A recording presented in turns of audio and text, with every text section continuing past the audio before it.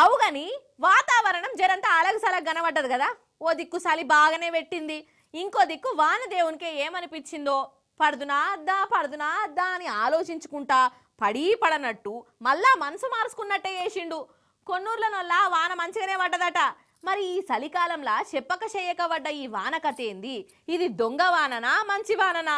ఓ దిక్కు చలి పెడుతుంటే ఈ వాన దేవునికి ఎందుకు దడపాలని అనిపించింది మనల్ని? ఏది ఓ మళ్ళీ కరుచుకొని వద్దాం రాండ్రి.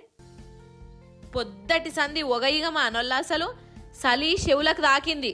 రోడ్డు మీది కత్తె చాలు వణుకుడే అయింది నాకు. అరే జర్రంత ఎండ పొడకన్నా ఉందామంటే అసలు సూర్యుడు కనబడితే కదా.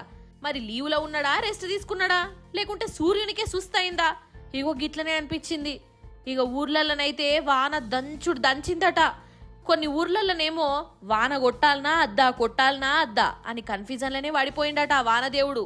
ఇక చెప్పక చెయ్యక వచ్చిన వానకు పంటలు దడిచిపోయినాయి. అసలే రైతులు గోసపడుతుర్రా భగవంతా అనంటే నడుమిట్ల వానదేవుడు మళ్ళా పర్ఫార్మెన్స్ చూయించే. మరి వాతావరణం గిట్ల ఎందుకు అయ్యిందయ్యా అనంటే అటు బంగాళాఖాతంలో అల్పపీడనమట, దాన్ని చెయ్యబట్టి వాన పడ్డదట.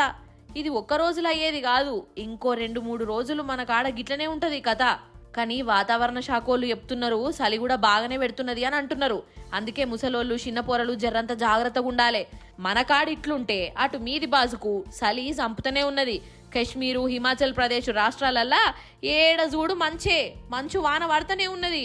రోడ్లు కూడా కనబడకుండా అయినాయి. ఇక ఇటు టూరిస్టులు మోకాల పండగ చేసుకుంటాండ్రు. మంచులా ఎగురుకుంటా దునుకుకుంటా సంబరపడుతున్నారు. వాళ్ళ ఆనందం వాళ్ళది.